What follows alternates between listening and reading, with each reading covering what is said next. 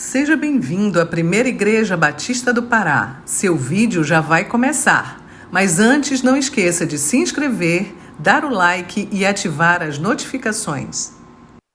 Meus irmãos, mais uma vez é um grande privilégio, uma grande honra estar aqui com vocês nesse templo tão lindo, nesse culto abençoado e desse púlpito tão inspirador. Eu agradeço a Deus e louvo a Deus pela fidelidade desse púlpito no Brasil e no mundo afora. Por favor, por gentileza, abra sua Bíblia no Evangelho de Mateus, capítulo 28. Mateus, capítulo 28. Leremos dois textos em seguida. Mateus 28, toda a autoridade me foi dada no céu e na terra. Ide, portanto, fazei discípulos de todas as nações, batizando-os em nome do Pai e do Filho e do Espírito Santo, ensinando-os a guardar todas as coisas que vos tenho ordenado. E eis que estou convosco todos os dias até a consumação do século. Amém. Agora, Atos dos Apóstolos, capítulo 2. Atos, capítulo 2, versículo 37. 37.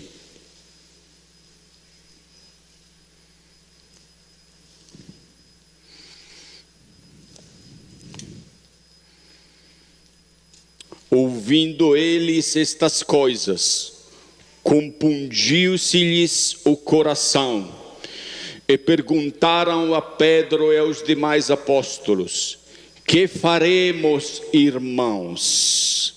Que faremos, irmãos? Amém? Compungiu-lhes o coração, ouvindo eles estas coisas. Ouvindo o quê? O Pedro acabara de pregar o Evangelho, de anunciar o Evangelho de Deus, ouvindo a pregação. Hoje de manhã nós conversamos, irmãos, sobre o perigo da inversão dos valores de Deus. E acabamos de ter um tempo muito abençoado agora na reunião dos vocacionados, nós apresentando para eles os desafios, as lutas e os privilégios, as alegrias do campo missionário. Foi um tempo muito bom. Hoje à noite, se Deus quiser, eu queria apresentar para a querida igreja e para os irmãos amados esse tema: princípios para a obra missionária. Princípios para a obra missionária, baseados no livro de Atos. Irmãos, toda a igreja bíblica deseja obedecer à ordem do seu Redentor, como acabamos de ler no Evangelho de Mateus, de fazer novos discípulos e atuar a obra missionária. Essa questão de desejar é muito importante, irmãos. Eu espero que o Espírito Santo de Deus desperte no coração de cada um de vocês esse desejo. Se você não está desejando fazer novos discípulos para Jesus, ganhar novas almas para Ele, para a glória, para o tempo da glória, tem algo errado, meu irmão. Tem que revisitar algumas coisas. Ore para o Senhor te dar esse fogo consumante no coração de fazer novos discípulos para o nosso Redentor. Uma pergunta relevante nessa questão de princípios para a obra missionária. É uma pergunta que a gente ouve muitas vezes e que muitas igrejas colocam nas reuniões da junta missionária. O que devemos fazer? Quais estratégias devemos usar para cumprir a obra missionária? E sempre aparecem algumas soluções são apresentadas até em forma de tentação, porque não sempre são as soluções melhores. Às vezes a gente pensa em copiar estratégias de outras igrejas, ou importar modelos de outros países, mudar a liturgia do culto, mudar o local da igreja e os horários dos cultos. Soluções para a igreja crescer. Mas, irmãos, tem uma solução muito mais simples. Nós temos na nossa Bíblia um livro que é o manual de missão de Deus. É o manual de missões. É a solução melhor em qualquer campo missionário, é perguntar para o dono da igreja o que o Senhor quer que façamos para que a igreja do Senhor cresça através da obra missionária. Em vez de importar estratégias de outras igrejas, que estão dando talvez certo em outros contextos, em vez de copiar assim, paulatinamente, as coisas que funcionam fora daqui, a melhor solução para um campo missionário é para ser aquele missionário que ganha a alma para Jesus, é perguntar para o dono da igreja o que o Senhor quer que façamos para que a igreja cresça através da obra missionária. Como estava dizendo, nós temos, irmãos, um manual de missões. O livro de Atos dos Apóstolos é o referencial bíblico para a obra missionária da igreja em todas as épocas, para todas as pessoas e para todos os contextos, porque como já abordamos hoje de manhã, a palavra de Deus que nasceu no berço santo da eternidade, ela não muda, ela não precisa de revisitação alguma, ela é eterna, ela é sempre válida. Vamos ver por um momento os propósitos de Atos dos Apóstolos. Os propósitos do livro são relatar o crescimento das igrejas, oferecer princípios para a ação missionária da igreja. E nesse sentido, nós vemos que Atos dos Apóstolos é um verdadeiro manual que nos ensina a fazer missão. No texto dos Atos, nós podemos ver primeiro como a igreja crescia, relatando esse crescimento nos Atos dos Apóstolos. A igreja crescia e tinha um crescimento geográfico. Vocês se lembram bem do versículo 8 do capítulo 1, mas recebereis poder ao descer sobre vós o Espírito Santo, e sereis minhas testemunhas, tanto em Jerusalém, em toda a Judeia e Samaria, até os confins da terra. Um crescimento geográfico. 3 partes do Ato dos Apóstolos. O Evangelho se propaga por toda Jerusalém e Judeia, nos capítulos de 1 a 7.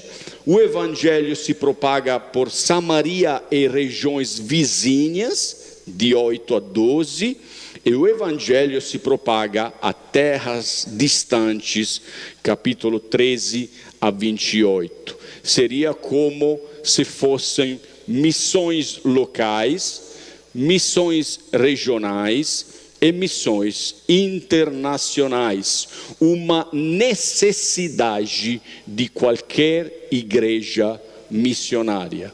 A igreja do Senhor, irmãos, não pode deixar de ser missionária. Uma igreja que não é missionária, uma igreja que é concentrada em si mesma, fechada, essa igreja morre. A missão é aquela que deixa a igreja sobreviver e crescer. Depois de um crescimento geográfico, a igreja em Atos dos Apóstolos tinha também um crescimento numérico. Vocês se lembram dos textos, capítulo 1, 6 e os outros, que relatam um crescimento numérico. Nos fala, capítulo 1 a 6, da igreja de Jerusalém e finaliza com um resumo, capítulo 6, versículo 7. Crescia a palavra de Deus e em Jerusalém se multiplicava o número dos discípulos. Também muitíssimos sacerdotes obedeciam à fé. Capítulo 9, 31, finaliza também com um resumo. A igreja, na verdade, tinha paz por toda a Judeia, Galileia, Samaria, edificando-se e caminhando no temor do Senhor e no conforto do Espírito Santo, crescia em número. 12, 24 resume assim: entretanto a palavra do Senhor crescia e se multiplicava. Vários textos aqui em Atos dos Apóstolos relatando, logo depois um crescimento geográfico, também um crescimento numérico. Ponto 3, a igreja em Atos dos Apóstolos crescia espiritualmente. Atos capítulo 2, 41 e 42, ele fala assim: então os que lhe aceitaram a palavra foram batizados, havendo um acréscimo naquele dia de quase 3.000 pessoas. E perseveravam na doutrina dos apóstolos e na comunhão, no partir do pão e nas orações. Era um crescimento espiritual da igreja. Crescimento geográfico, crescimento numérico, crescimento espiritual. Quarto, crescimento verdadeiro ou saudável.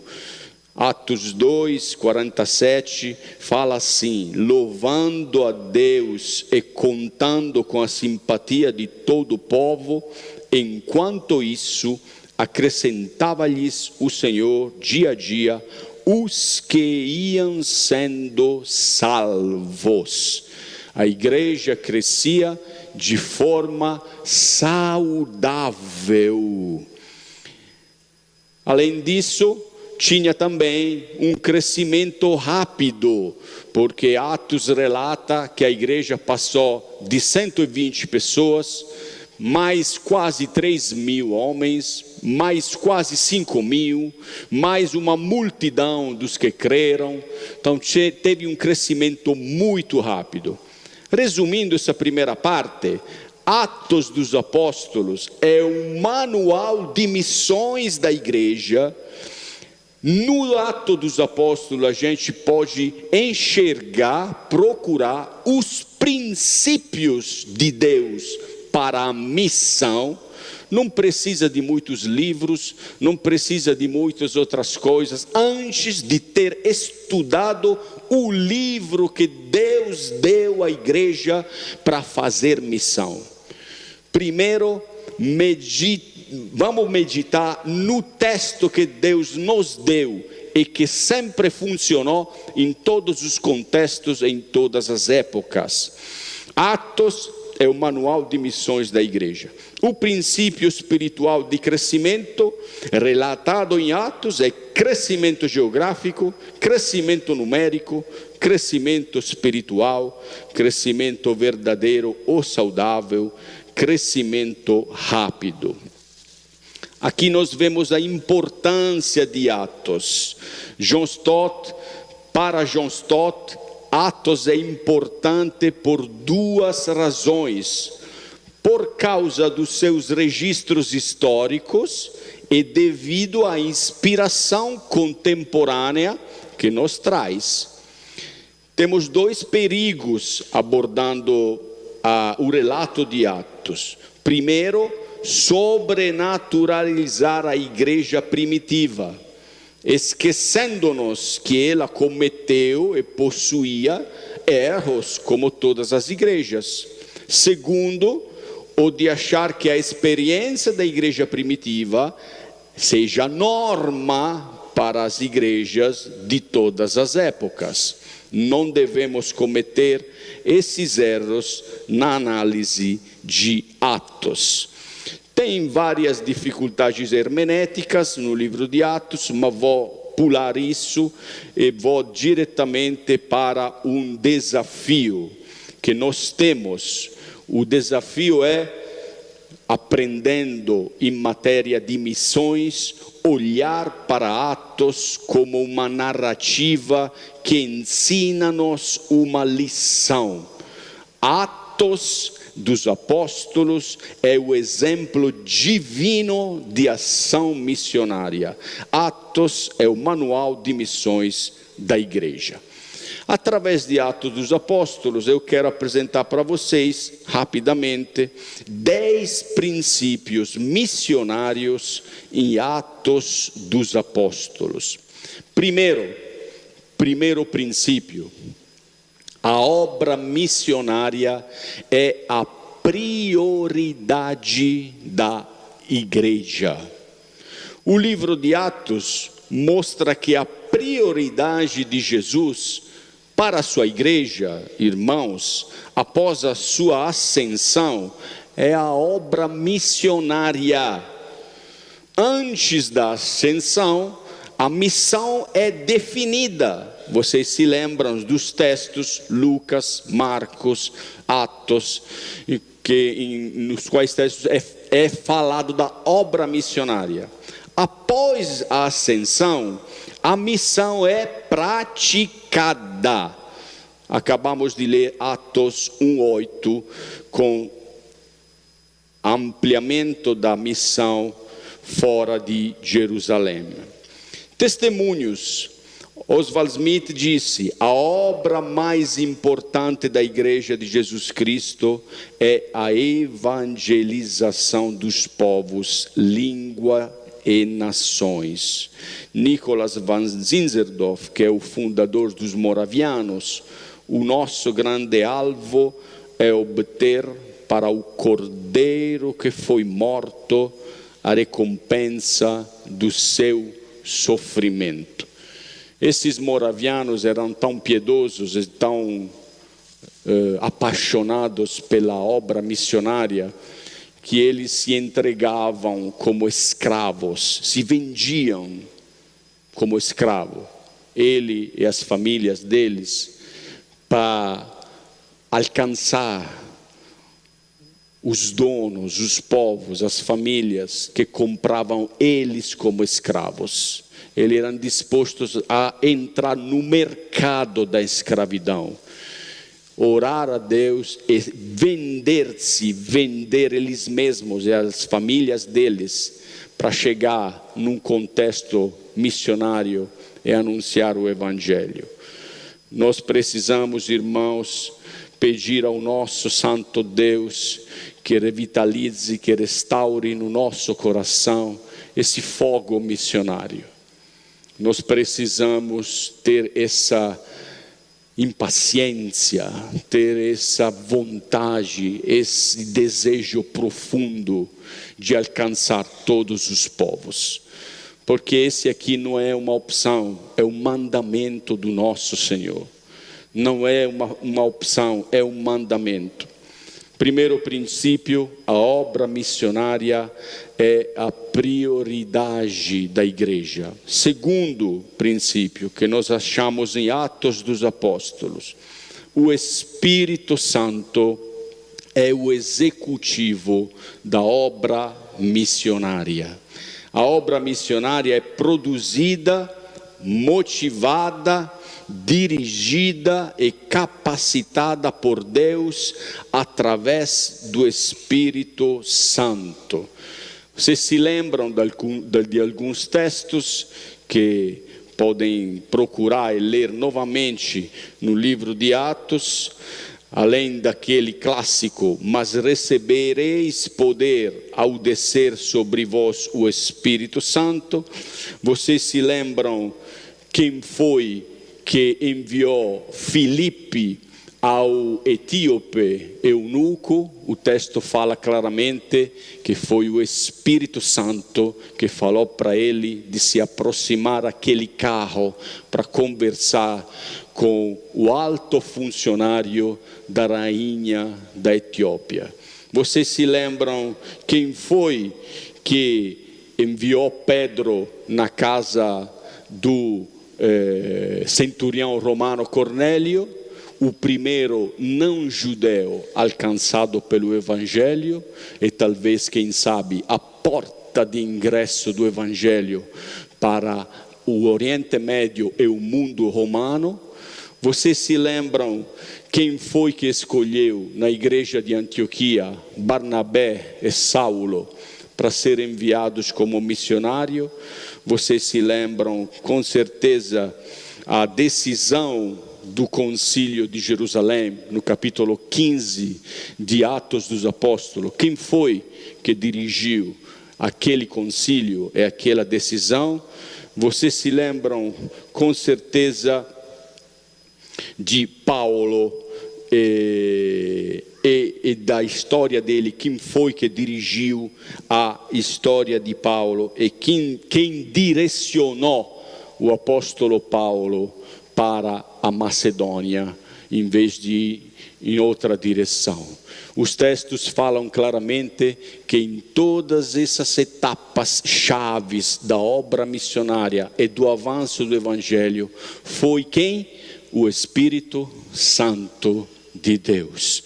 Nós precisamos pedir a Deus que o Espírito Santo dele nos guie para alcançar as terras com a missão, para tomar as decisões certas, para investir de forma certa o dinheiro da igreja, para investir em homens e mulheres comprometidos com o santo evangelho de Deus e que não negociam os princípios de Deus e a fidelidade à Escritura. Nós precisamos nos render aos pés de Jesus, clamando pela ajuda, clamando pelo discernimento, clamando pela revitalização da nossa fé e para que a nossa fé seja aumentada, para que possamos ter no nosso coração essa prioridade que é a missão, a obra missionária da igreja. Terceiro princípio: a oração é a chave para a obra missionária. A obra missionária da igreja é a prioridade. O Espírito Santo é o executivo da obra missionária. A oração é a chave da obra missionária. A oração era o segredo espiritual que alimentava a comunhão espiritual da igreja primitiva, com Deus e consigo mesma. Vocês se lembram, lendo o texto dos Atos dos Apóstolos, que a igreja primitiva praticamente vivia em oração. Praticamente vivia em oração. Muitos textos, mas só para lembrar a vossa memória, a primeira reunião da igreja em Atos foi uma reunião de oração, capítulo 1. A igreja orava para escolher a sua liderança. A igreja orou para que a promessa do Espírito se cumprisse. Os novos convertidos perseveravam na oração. A igreja toda orava seguindo o exemplo dos líderes. A igreja orava diante da oposição para se pregar o evangelho. Muito importante isso, irmãos. Se vocês estão enviando missionários para qualquer lugar, vocês devem saber que eles vão enfrentar dificuldades, eles vão enfrentar perseguições, eles vão enfrentar problemas, lutas. Não fosse que por o contexto diferente em que eles vão atuar, eles vão enfrentar sérios problemas, longe da família, longe do contexto dele. Eles vão enfrentar muito mais problemas pelo simples fato de pregar o evangelho. É muito importante a igreja orar pelas dificuldades que os missionários enfrentam pela pregação fiel do evangelho. A igreja orava diante da oposição para se pregar o evangelho. A igreja associava a oração com o estudo da palavra. A igreja orava para superar barreiras e preconceitos. Atos 10. A igreja orava pelos líderes perseguidos. Atos 12. A igreja orava por direção missionária. A igreja orava para resolver questões doutrinárias. Novas igrejas eram iniciadas em reuniões de oração. Você se lembra, Atos 16 e 25. Oração como meio de encorajamento para o missionário. A oração na despedida do pastor. Oração com as famílias na praia. Oração nos momentos perigosos. Oração para curar os enfermos. Oração, vocês sabem muito melhor do que eu, essa igreja fica de pé há mais de 100 anos. A oração é que nos permite de avançar. A oração é que nos permite vencer as nossas lutas. A oração é que alcança o impossível. A oração é aquele instrumento que Deus nos deu para que o sobrenatural de Deus desça dos céus até aqui na terra. A oração alcança o sobrenatural de Deus e leva e traz esse sobrenatural aqui na terra. É extraordinário isso. Quarto princípio: o homem é o método de Deus para a obra missionária. A obra missionária é a prioridade. O Espírito Santo é o executivo da obra missionária. O homem é o método de Deus para a obra missionária. O livro de Atos é uma narrativa sobre pessoas usadas por Deus. O Espírito Santo unge pessoas. Irmãos, vocês devem ter ouvido com certeza aquela frase que fala assim: que o homem está sempre procurando os melhores métodos, e Deus está sempre procurando os melhores homens. Deus unge pessoas. A peça-chave na evangelização e na obra missionária é o obreiro. O homem é o método de Deus. Nós somos aquele vaso de barro com aquele tesouro maravilhoso ali dentro, que Deus nos colocou para levar as pessoas. Você e eu somos. É uma loucura isso. Humanamente pensando, é uma loucura que Deus tem planejado isso. Mas é o privilégio de você cooperar na missão de salvação de Deus, das almas que vão estar junto conosco na eternidade. Você e eu somos o método que Deus escolheu para alcançar as pessoas para levar o evangelho, o anúncio de salvação. Todo crente é um trabalhador na seara do Senhor. Deus separa trabalhadores para tarefas especiais, específicas na igreja. Jesus também ensinou isso, Mateus 9, 37 a 38. Então se dirigiu a seus discípulos: a seara, na verdade, é grande, mas os trabalhadores são poucos. Rogai, pois, ao Senhor da seara que mande trabalhadores para a sua seara. Haverá sempre carência de trabalhador. Deus é quem manda trabalhadores em resposta à oração do seu povo. Nós podemos tomar um compromisso com Deus para que a igreja possa orar constantemente, para que Deus possa enviar os trabalhadores, os missionários, os obreiros para os campos que tanto necessitam. A gente estava conversando agora sobre a situação da Europa, com os irmãos e as irmãs vocacionados ali na reunião. Eu estava tentando, assim, dar o quadro da situação da Itália, da França, da Alemanha, Bélgica, Holanda. A situação não é melhor em outros países do que no nosso, no meu, na Itália.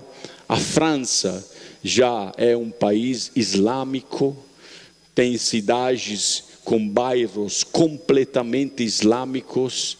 Marselha, no sul da França, tem bairros islâmicos nos quais os tribunais franceses já estão reconhecendo o direito deles de aplicar naquele bairro a Sharia, a lei islâmica.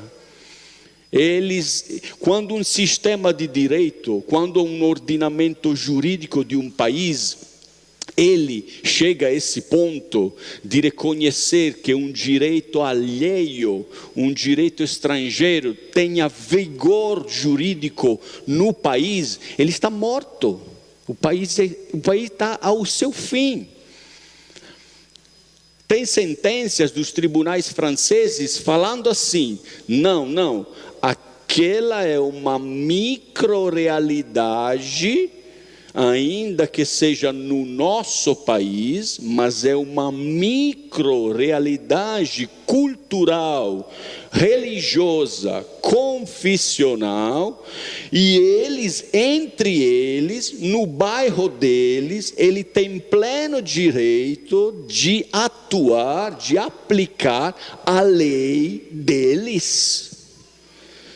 A Alemanha, as estatísticas falam que dentre o 2050 será um país muçulmano. As novas gerações não fazem filhos, não têm filhos. Os islâmicos chegam com 6, 7, 8, 9, 10 filhos. Daqui a 2050, a Alemanha vai ser um país a maioria muçulmana, maioria islâmica. A Espanha não está melhor. A Espanha, depois de décadas de mandados de governos hiperesquerdistas, ela matou completamente qualquer tipo de valor cristão. A Espanha não é mais aquele país católico, hipercatólico que a gente conhecia.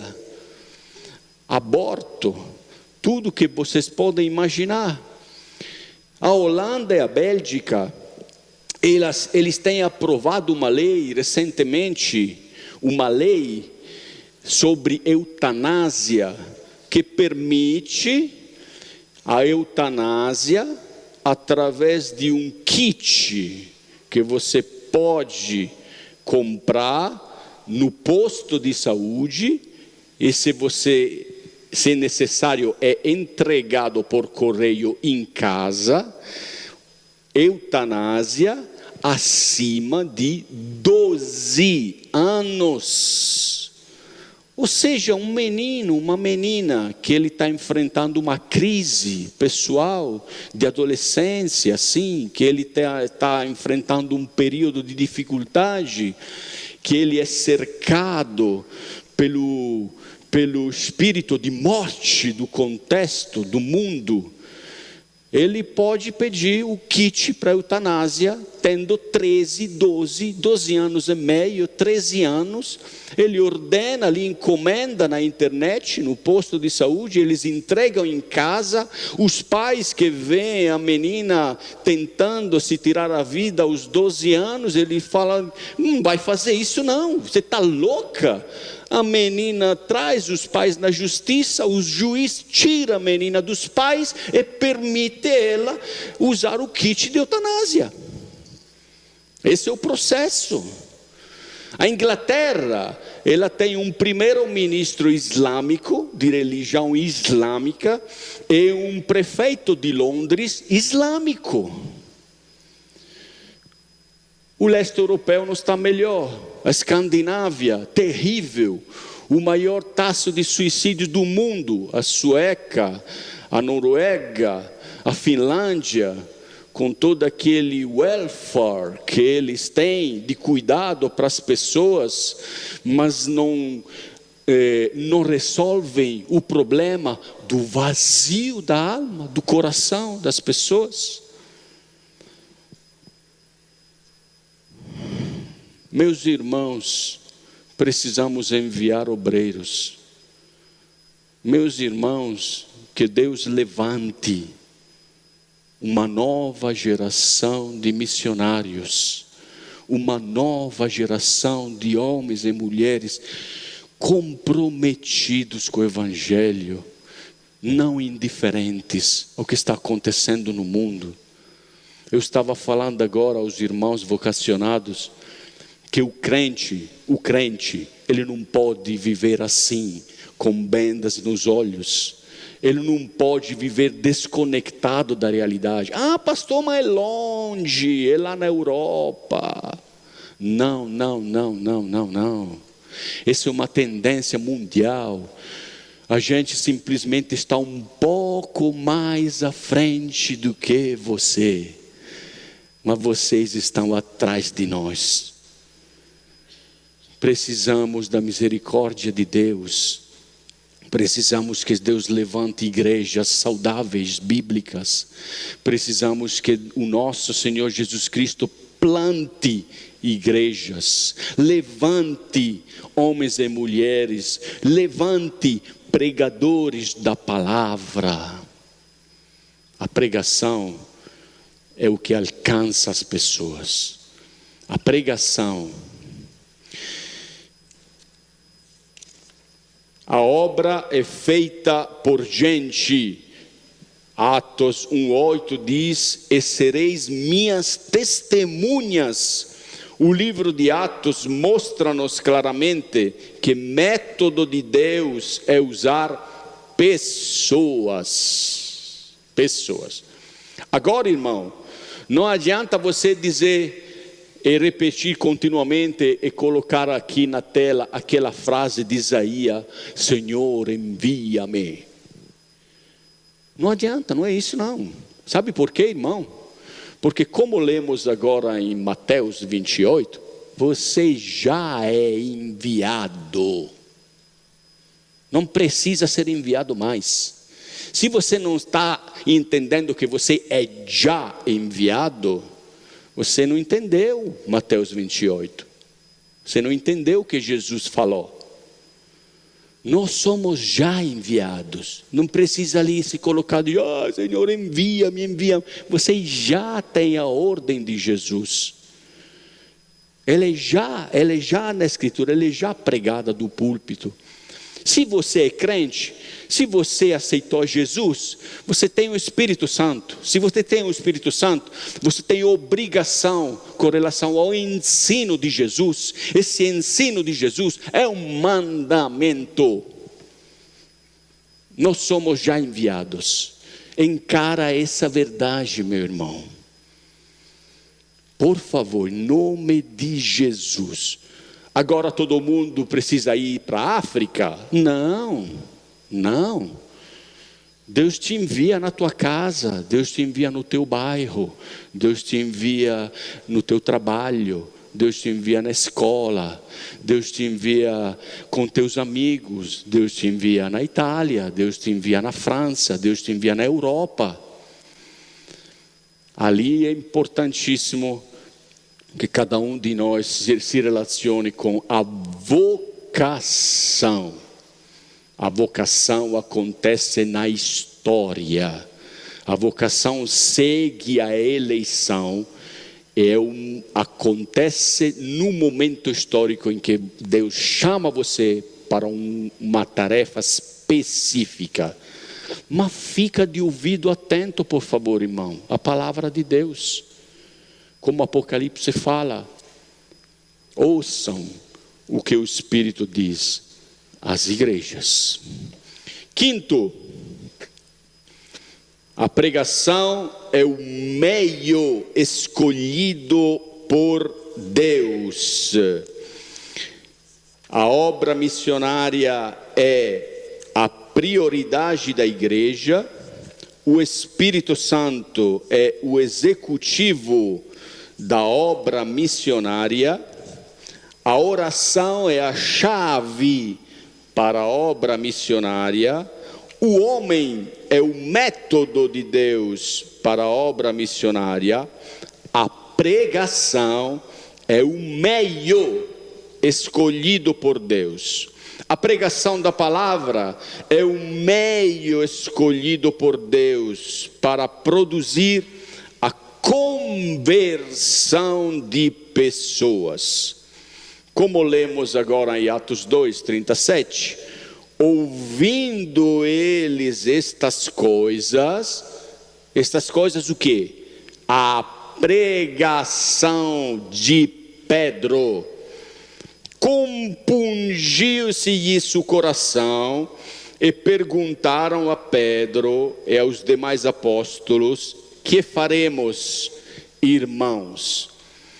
Veja aí, irmãos, Jesus já te enviou e Jesus já falou o que você deveria fazer: anunciar o evangelho simples, o evangelho radical, o evangelho verdadeiro, que um dia alguém pagou a nossa dívida, a dívida que para mim e para você era impagável.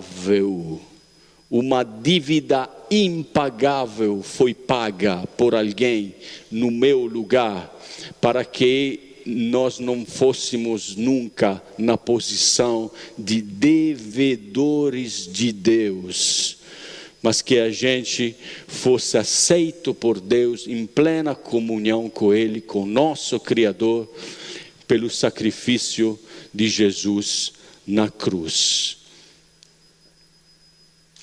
A sentença de condenação que cabia à minha vida e à tua vida foi tirada, foi destruída pelo sacrifício de Jesus. Não porque Deus negociou os princípios dele, mas porque alguém pagou a condenação que era minha e tua. A justificação, eu acho que o pastor Ike deve ter explicado isso muitas vezes, é uma questão jurídica. A justificação permite que eu tenha aquela santidade que não posso alcançar, e que é de Jesus. E que Jesus tenha pegado o meu pecado, e que a condenação que era minha não me pertence mais, porque alguém pagou no meu lugar. Então eu vou naquele tribunal, o dia da volta do Senhor Jesus, eu posso me apresentar no tribunal de Deus, no juízo, no momento do juízo universal, e não ser condenado, porque alguém sofreu aquela condenação que era minha. A pregação da palavra é o evangelho simples, é o meio prescrito por Deus para salvar, santificar, encorajar e fortalecer a igreja. É o instrumento de Deus para a plantação e revitalização de igrejas. Você quer plantar igrejas? Pregue a palavra de Deus. Você quer revitalizar uma igreja que está morrendo? Pregue a palavra de Deus, fielmente, as escrituras sagradas, fielmente. Aquilo que nos mantém de pé é a pregação fiel das escrituras sagradas. Crescimento é produto produzido pela pregação. Diz assim, Atos 6, versículo 7, crescia a palavra de Deus e em Jerusalém se multiplicava o número dos discípulos, também muitíssimos sacerdotes obedeciam à fé. 12, 24, entretanto a palavra do Senhor crescia e se multiplicava. 19, 20, assim a palavra do Senhor crescia e prevalecia poderosamente. Algumas características da pregação em Atos dos Apóstolos, irmãos. Primeiro, a pregação que nós achamos no livro de Atos. Primeiro, a pregação é uma ordem de Deus para a sua igreja. Então, por favor, irmãos, eu falo sempre isso ali na nossa igreja. Parem de se lamentar quando o pastor prega. Peça a Deus para amar a proclamação da palavra de Deus. Peça a Deus de colocar no teu coração aquele desejo de ouvir a pregação. Peça a Deus para que a pregação dos pastores, que para pregar o evangelho enfrentam lutas que vocês nem imaginam. Peça a Deus para que o pastor pregando, vocês possam desejar que aquela palavra vire comida saudável para o teu corpo, para a tua mente, para a tua alma, e que entre nos ossos de vocês e fortaleça a tua vida, e aquela palavra possa ser aquela direção, aquela luz que ilumina a tua caminhada, a tua vida, orienta as tuas decisões, orienta a tua família. A pregação é palavra viva do Deus vivo, por isso ela é poderosa para restaurar as almas e para fortalecer e para salvar. Amem a pregação, ajudem os pastores que são ocupados nessa tarefa importantíssima, dificílima. Essa tarefa é decisiva para a vida da igreja. Agradeça a Deus, você que tem uma igreja bíblica, um púlpito bíblico saudável, porque ali fora não é mais assim. A diretora do departamento de teologia da denominação batista italiana, a pastora, minha amiga pessoal, Cristina, arcidiácono, na igreja dela, diretora do departamento de teologia da denominação batista italiana, na igreja dela, eu poderia mostrar as fotos aqui, mas não quero. Ela prega com a bandeira gay no púlpito. Aqui, ela coloca sobre a bandeira a santa palavra de Deus. Agradeçam a Deus, orem, intercedam para os pastores, os pregadores, que Deus mantenha-os de pé, que possam vencer as lutas tremendas que acompanham hoje a pregação fiel do Evangelho. 2, prioridade para algumas características da pregação em Atos. Primeiro, é uma ordem de Deus para a sua igreja. Segundo, é uma prioridade para os que são ministros da igreja. Os ministros da igreja, os pastores, eles têm isso para nortear o ministério deles. Eles podem fazer muita coisa, com certeza eles fazem, mas a prioridade, a ordem de Deus para eles é pregar a Bíblia. Terceiro, pregação mais oração igual unção. Unção. Sabe aquele pregador que não está falando quase nada e você cai de choro ali no chão ajoelhado? Ele está falando coisas normais, porque ele é ungido, ele tem unção. Sabe como chega a unção? Pregar o Evangelho mais oração. O resultado é unção. McCheyne, aquele pregador inglês que morreu muito jovem, um dos maiores pregadores do século XIX, relatam sobre ele que ele passava tantas horas à presença de Deus antes de ir para pregar o Evangelho, que quando ele chegava ao púlpito assim, o brilho nos olhos e no rosto dele já levava a comunidade a chorar antes de ele começar a pregar. Quarto, conteúdo bíblico e teológico. A pregação, que é o meio escolhido por Deus para a obra missionária, deve ter conteúdo bíblico e teológico. Não adianta pregar liberalismo. O Espírito de Deus não vai ser presente. Quinto, Jesus é o tema principal da pregação poderosa.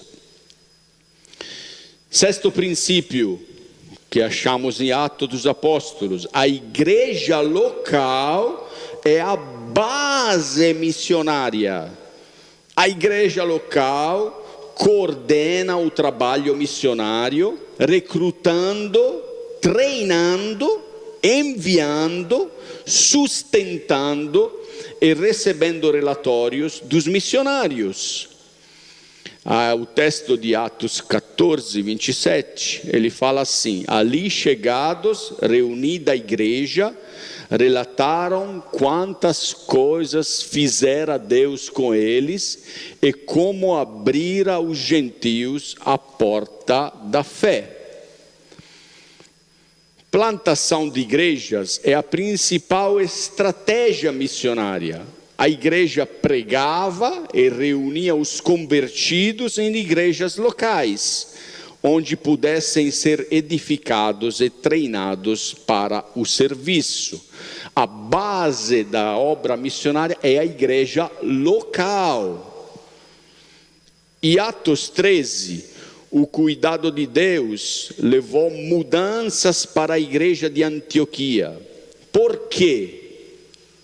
Porque ela continuava comprometida com os efeitos globais do Evangelho, ocupada em fazer surgir missionários que viessem a se tornar agentes de mudança para o mundo todo. Antioquia floresceu.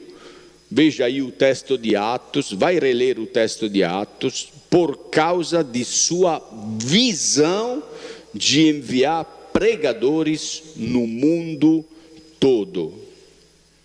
Sétimo princípio, olha que bonito, que lindo isso. A doutrina da eleição é a motivação da obra missionária. Irmãos, eu ouço muitas vezes dizer que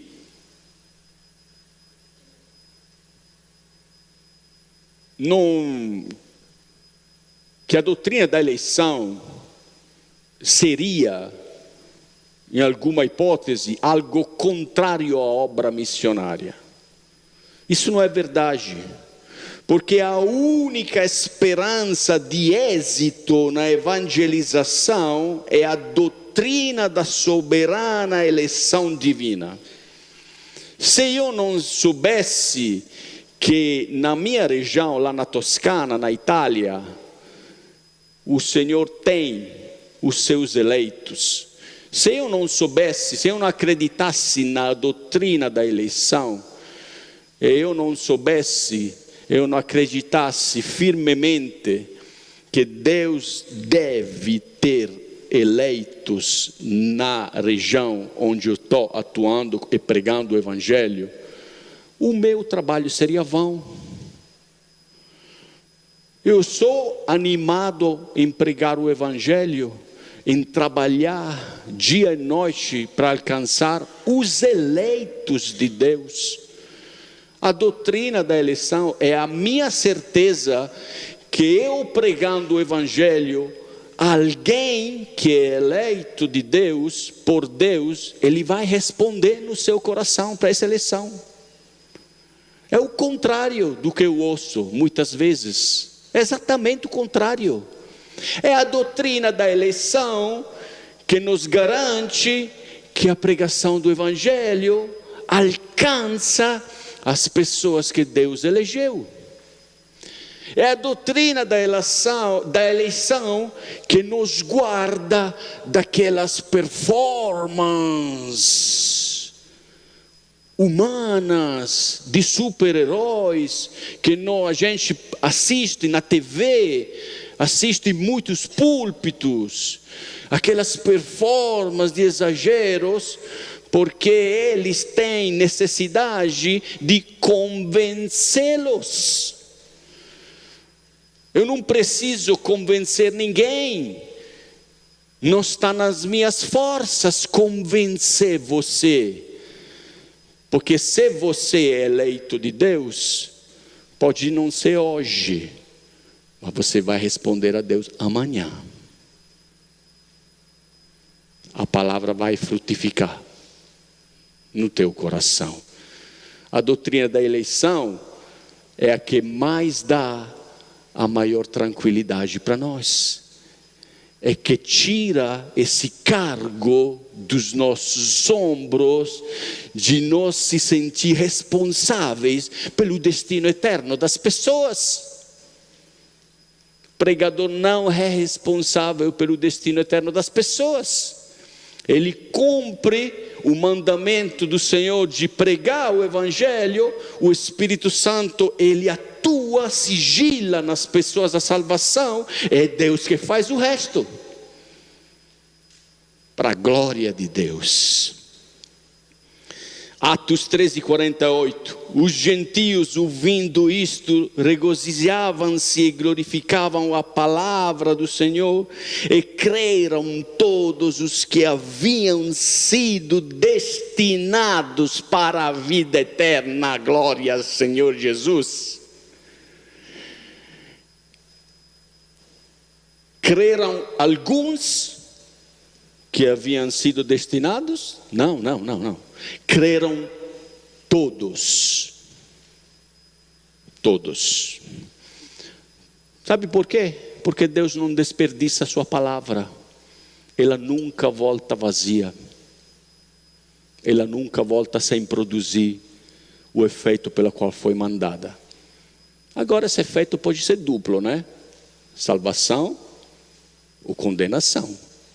Não quer dizer que todo mundo se salva. Não é universalismo. Esse versículo não justifica o universalismo. Esse versículo está dizendo que a palavra de Deus servirá no dia do julgamento como prova processual da sua salvação ou da sua condenação.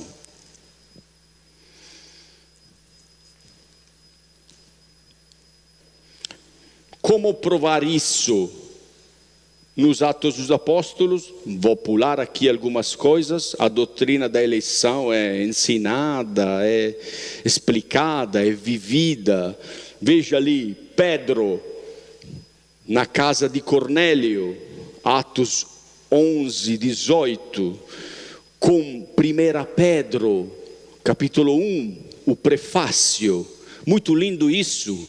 Leiam em casa hoje, por favor, chegando em casa, tire foto dessa slide aqui, por favor, dessa aqui específica. Leiam em casa esses textos em seguida. Veja ali como é lindo no texto ler o episódio de Cornélio e depois como Pedro, em 1 Pedro, ele fala da eleição, de quando ele prega. O Paulo, veja aí, Atos 17 e 1 Tessalonicenses, está falando o quê? Assim, igualmente sobre Éfeso e igualmente sobre Corinto, está dizendo que essas referências estão dizendo uma coisa linda, bonita, irmãos. Ou seja, o episódio em Atos de fundação daquela igreja, quando o apóstolo Paulo planta aquela igreja, é os que o apóstolo Paulo fala para aquela igreja quando escreve a carta. Leia juntos esse texto, é muito bonito ver isso. O trabalho de Paulo em Tessalônica, 3 sábados consecutivos, e depois em 2 Tessalonicenses o apóstolo Paulo fala: Deus vos escolheu desde o princípio. O trabalho de Paulo em Éfeso, 3 meses de pregação, mais 2 anos ensinando na escola para os homens, ensinando e preparando homens para aquela igreja. E depois na carta de Efésios capítulo 1, versículo 4 e 5. Confira aí, por favor. Pega só esse texto na Bíblia, Efésios 1. Efésios 1. Vamos usar esse como exemplo lindo. Efésios 1, versículo 4 e 5.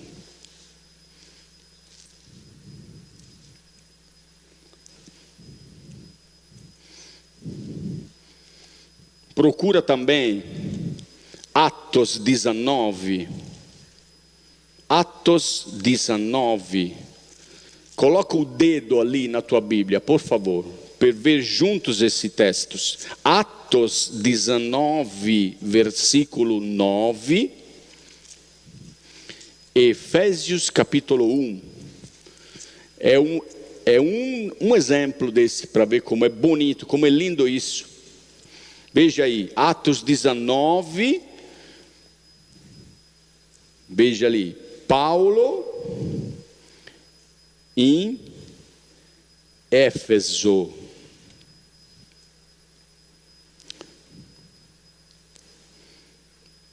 Atos 19, veja ali, Paulo em Éfeso, o versículo 10. Ele fala assim: durou isto por espaço de 2 anos, dando ensejo a que todos os habitantes da Ásia ouvissem a palavra do Senhor, tanto judeus como gregos. Paulo fica 3 meses em Éfeso pregando, mais 2 anos ensinando. Veja agora ali, Efésios capítulo 1. Versículo 4 e 5, mas é bom vocês lerem o texto inteiro em casa. Veja ali, Efésios 1, 4. Assim como nos escolheu nele antes da fundação do mundo, para sermos santos e irrepreensíveis perante ele, e em amor nos predestinou para ele, para a adoção de filhos, por meio de Jesus Cristo, segundo o beneplácito de sua vontade.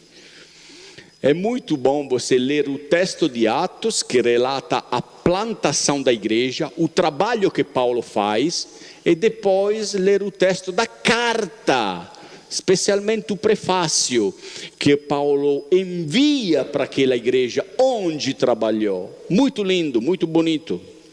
Paulo vivia, ensinava a doutrina da eleição. Muitas referências sobre eleição em Atos, vou pular isso.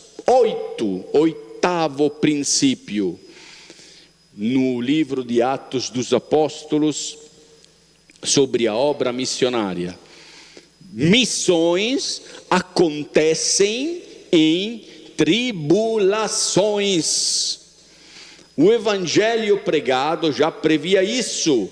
Atos 14, 22, o apóstolo Paulo, vindo de Derbe, Listra, Icônio, Antioquia, ele fala assim, o texto fala assim: o evangelho pregado já previa isso, fortalecendo a alma dos discípulos, exortando-os a permanecer firmes na fé e mostrando, ou seja, ele pregava em qualquer lugar, mostrando o quê? Que através de muitas tribulações nos importa entrar no reino de Deus. O livro de Atos poderia ser chamado de Atos dos Apóstolos na tribulação. A perseguição sempre resulta em benção. Estava dizendo agora para os vocacionados que se alguém está trabalhando num campo missionário e não está sofrendo perseguições ferrenhas, essa é a prova que algo está dando errado, que ele está errado, que algo não está funcionando, que tem algo a ser corrigido. Porque junto com a pregação fiel do Evangelho, junto com a santificação, junto com a obra missionária, junto com a salvação de pessoas, chega invariavelmente a tribulação. Porque o Senhor Jesus garantiu isso para nós. Foi Ele que disse: vocês não são maiores do que o Mestre. Nono, penúltimo princípio missionário: dinheiro não é empecilho para missões. Eu sei disso, pastor. Não, mas o correto conceito é esse: a falta de dinheiro não é empecilho para missões. Por que, irmãos? Por que, irmãos? O pastor Arival, que é o meu chefe de missões, é o pastor titular da igreja, que é a nossa igreja mãe, ele fala sempre essa coisa muito bonita para nós: missão não se faz com dinheiro, porque primeiro começa a missão, depois o dinheiro chega, porque Deus é dono de toda a prata, de todo o ouro do mundo. Tudo que você tem na tua conta bancária, sabe de quem é? É de Deus. Não é teu não. Você acha que é teu? Não é teu. É de Deus. Ele pode tirar amanhã. Ele pode dobrar amanhã. O Espírito Santo é o dinheiro em Atos. Ele é o Senhor dos nossos bens. Ele não precisa de dinheiro para agir. Atos 3:6, a cura do coxo à porta do templo. Espírito providencia dinheiro para a obra, a oferta de Barnabé. Ele não pode ser comprado por dinheiro. O Espírito Santo não pode ser comprado por dinheiro. O Espírito Santo julga como nós ofertamos o dinheiro. Atos 8. Pegue, por favor, confira aí, Atos 8, só esse versículo 20. O episódio relatado aqui de Simão, o mágico. Veja aí comigo, por favor, por gentileza, irmãos, que esse Simão, veja aí, Atos 8.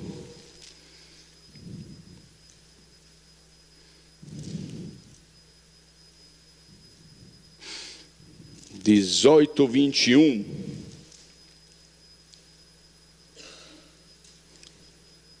Estou procurando outra coisa. Veja primeiro o versículo 13. Olha que esse Simão, olha o que fiz, irmãos, por favor. Versículo 13. O próprio Simão fez o quê? Abraçou a fé. E tendo sido batizado, acompanhava a Felipe de perto, observando, extasiado, os sinais e grandes milagres praticados. Esse Simão abraçou a fé. Abraçou a fé. Veja comigo o versículo 20. Pedro, porém, respondeu: o teu dinheiro seja contigo para a perdição, pois julgaste adquirir por meio dele o dom de Deus. O Espírito Santo não se compra com dinheiro. O Espírito Santo é um dom gratuito de Deus. Ele julga como nós ofertamos o dinheiro. Muito cuidado, irmãos. Muito cuidado. Irmãos, se vocês não tivessem ouvido nada desde hoje de manhã até esse momento, por favor, preste atenção nessa frase que vou dizer agora. Porque desse conceito, dessa lei espiritual, desce na tua família, na tua casa, bênçãos ou maldições, o julgamento parcial de Deus, ou disciplina de Deus. Qual é essa lei espiritual? Muito cuidado, irmãos, com as motivações do coração de vocês, quando você vai ofertar a casa do Senhor. Muito cuidado. Peça para Deus limpar o teu coração. Peça para Deus te dar aquela sinceridade de coração, aquele coração quebrantado, aquele coração humilhado, aquele coração dependente de Deus. E ali você pode chegar aqui e colocar R$5, R$10, e você vai ter uma bênção extraordinária na tua casa, somente por isso. Não adianta você colocar um cheque de R$10.000 com a motivação errada no teu coração. Aplicações práticas. O Espírito Santo é o Senhor dos nossos bens, é o executivo da obra missionária. Há outra aplicação, veja aí, a obediência precede os recursos. Irmãos, isso se aprende muito bem sendo missionários longe de casa, longe da igreja, em um campo missionário. Você está correndo atrás dos recursos, porque é um dos papéis do missionário, correr atrás dos recursos para a igreja implantação. E os recursos não chegam, e a obra não avança, e você se pergunta para quê? E você é colocado naquele, como se fala em português, aquele negócio com que se faz o azeite, para as azeitonas serem espremidas. Você é colocado ali nessa pressa, e você entende passo a passo que Deus está querendo, que Deus está te pedindo uma coisa que é inegociável para Ele, indispensável para qualquer missionário: a sua santificação. A sua santificação. Isso vale para um missionário na África, vale para um pai de família na sua casa, vale para um pastor no púlpito, vale para os ministros de louvor. vale para os professores da EBD, vale para uma mãe com as filhas, isso vale para qualquer crente. Antes dos recursos e dos frutos, Deus quer ver a tua santificação.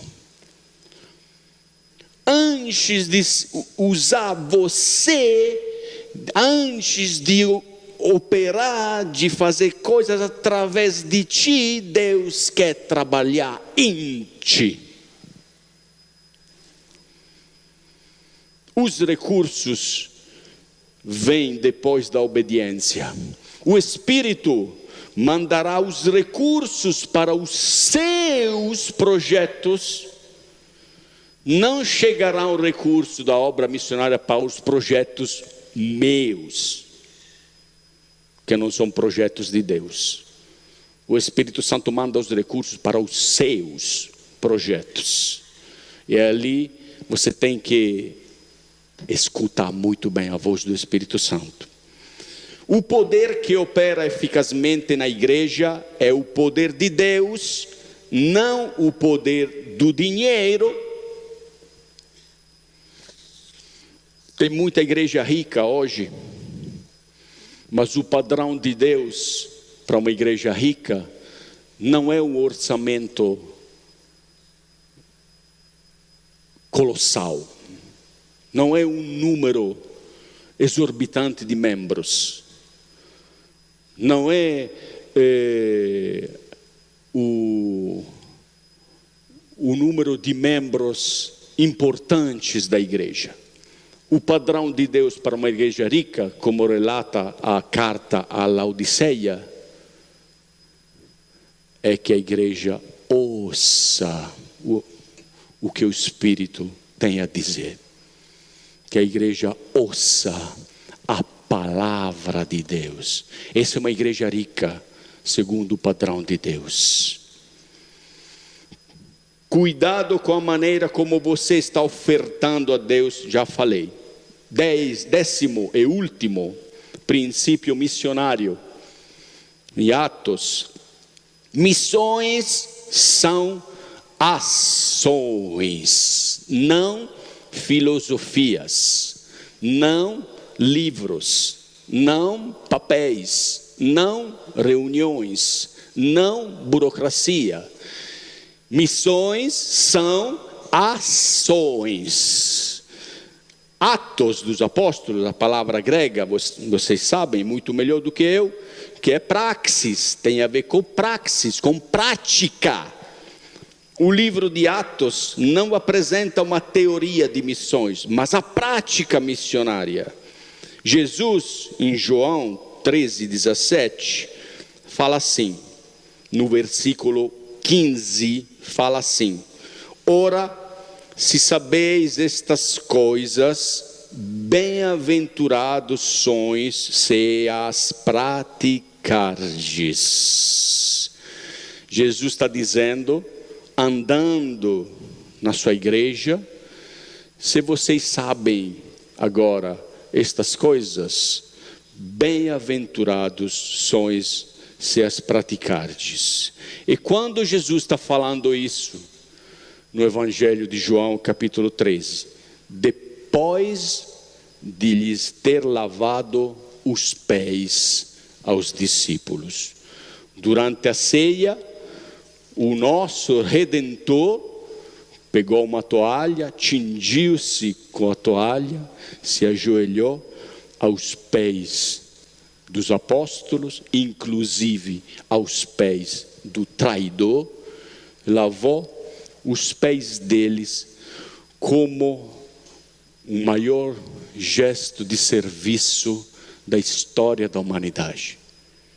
Imagina o Criador, o legislador, o Deus Todo-Poderoso, o Deus infinito, o Deus autoexistente, o Deus perfeito, o Deus 3 vezes santo, o Deus justo juiz, o Deus amor completo, o Deus maravilhoso, o Deus onipotente, o Deus onipresente, Imagina esse Deus que se ajoelha aos teus pés e lava os pés dos pecadores.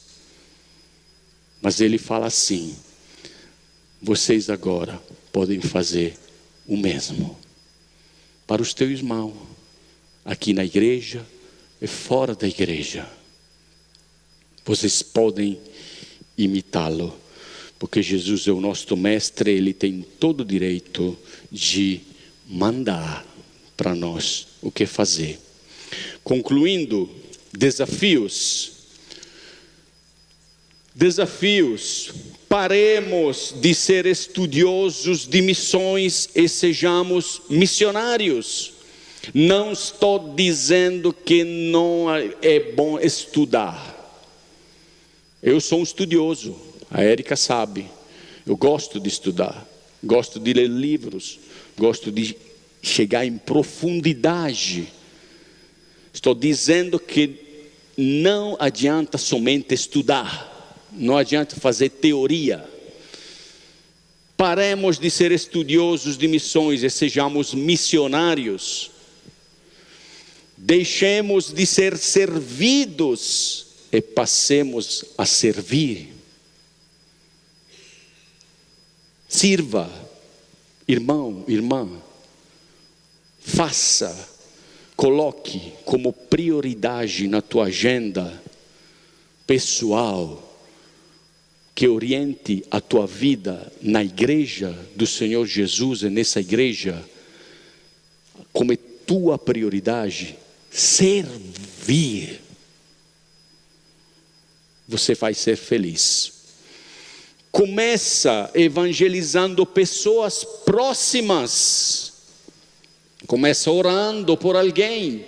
Começa pedindo a Deus que Deus possa te dar a ocasião para anunciar o evangelho, evangelizar. Orar para países e projetos específicos e sustentar missionários específicos. Coloca-te à total disposição de Deus e da liderança da sua igreja. Concluindo, irmãos, os 10 princípios. A obra missionária é a prioridade da igreja. O Espírito Santo é o executivo da obra missionária. A oração é a chave para a obra missionária. O homem é o método de Deus para a obra missionária. A pregação é o meio escolhido por Deus para promover a obra missionária. Pode pular no 6. Vou ler aqui então. A igreja local é a base para a obra missionária. A doutrina da eleição é a motivação da obra missionária. Missões acontecem em tribulações. Dinheiro não é empecilho para a obra missionária. E missões são ações. Que Deus nos ajude, irmãos, despertando em nós um fogo missionário para alcançar mais e mais e mais e mais almas para o nosso glorioso Redentor.